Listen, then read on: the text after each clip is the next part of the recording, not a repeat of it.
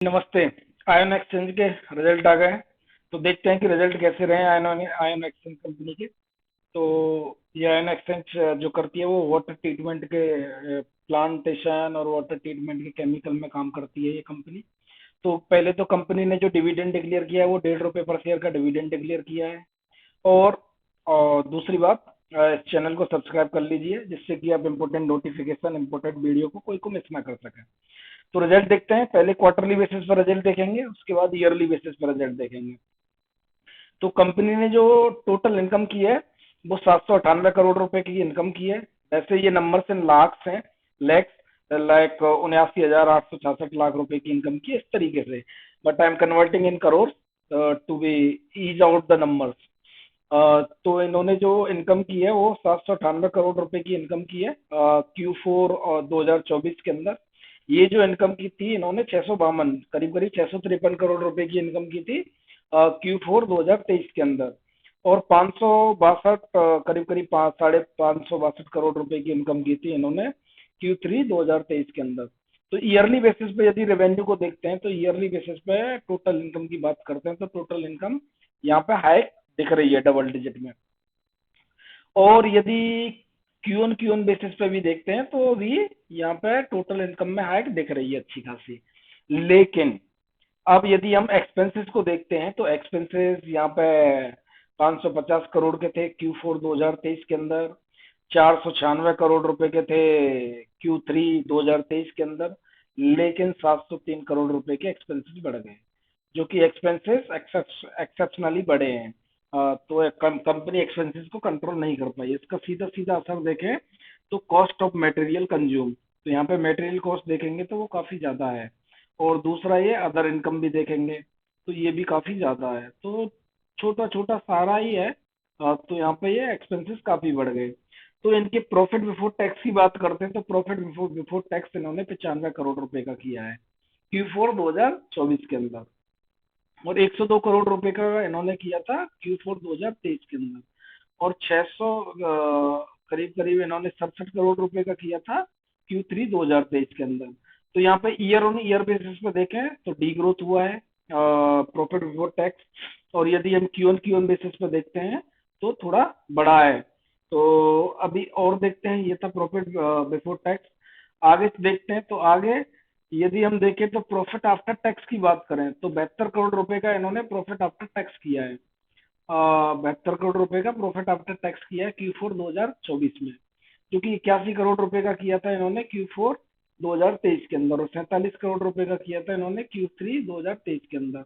तो yearly basis पे देखते हैं तो डी ग्रोथ हुआ है, लेकिन क्यू ऑन बेसिस पे देखें तो इंक्रीमेंट हुआ है नंबर्स के अंदर डबल डिजिट में। यदि इनकी टोटल इनकम की बात करें तो टोटल इनकम इनकी हुई है,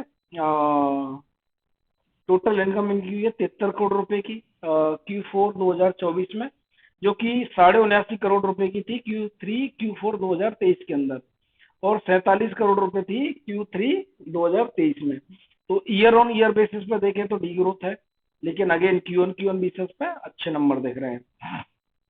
अब यदि total comprehensive income for the period की बात करें तो 73 करोड़ रुपए की इनकम इनकी टोटल हुई है Q4 में, जो कि 79.5 करोड़ रुपए की इनकी Q4 2023 के अंदर थी। और 47 करोड़ रुपए की इनकी Q3 2023 में थी। तो ईयर ऑन ईयर बेसिस पे देखें डी ग्रोथ, और क्वार्टरली बेसिस पे देखते हैं तो इंक्रीमेंट हुआ है। ईपीएस देख लेते हैं हम। Q4 2024 में ये कंसोलिडेटेड नंबर है, कोई कंफ्यूज ना हो। तो Q4 2024 के अंदर 6 रुपए 14 पैसे का इन्होंने ईपीएस किया है। और Q4 2023 में ये 6 रुपए 89 पैसे का ईपीएस किया था। और Q3 2023 में ये 4 रुपए 003 पैसे का ईपीएस किया है।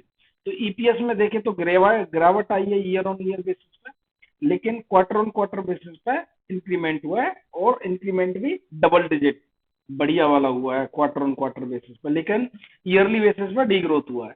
यदि हम क्वार्टरली बेसिस पे इन नंबरों को देखते हैं तो ईयरली बेसिस पे तो डी ग्रोथ देखने को मिल रही है बॉटम लाइन के अंदर, लेकिन टॉप लाइन में ग्रोथ देखने को मिली।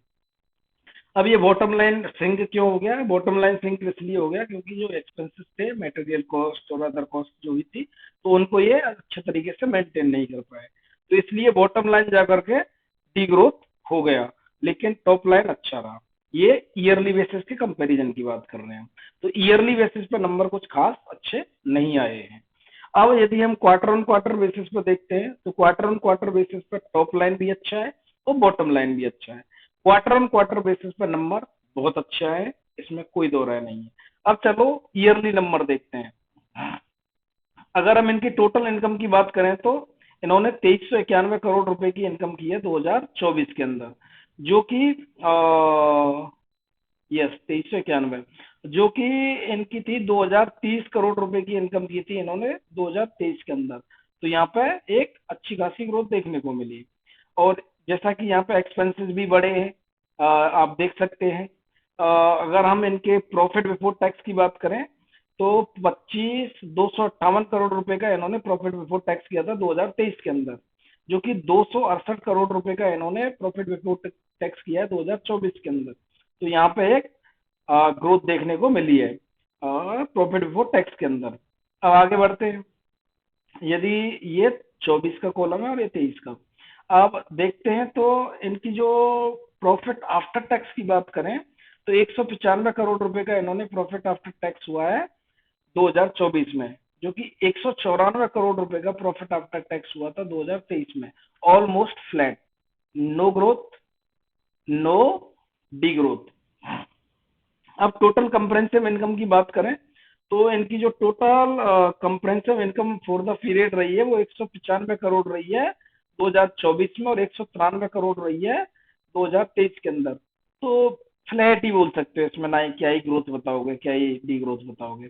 अगर इनके ईपीएस की बात करें तो 16 रुपए 60 पैसे का ईपीएस आया था 2023 के अंदर, और इनका अभी जो ईपीएस आया है वो आया 16 रुपए 53 पैसे का अभी ईपीएस आया है। तो ईपीएस डी ग्रोथ कर गया। क्यों कर गया? क्योंकि नंबर ऑफ शेयर्स बढ़ गए। तो नंबर ऑफ शेयर्स बढ़ गए तो इसलिए ईपीएस डी ग्रोथ कर गया। तो ईयरली बेसिस पे यदि नंबर देखते हैं तो अगेन टॉप लाइन सही था, bottom line flat, means yearly basis पे भी नंबर अच्छे नहीं आए हैं। तो आज के लिए इतना ही, दैट्स ऑल, थैंक यू।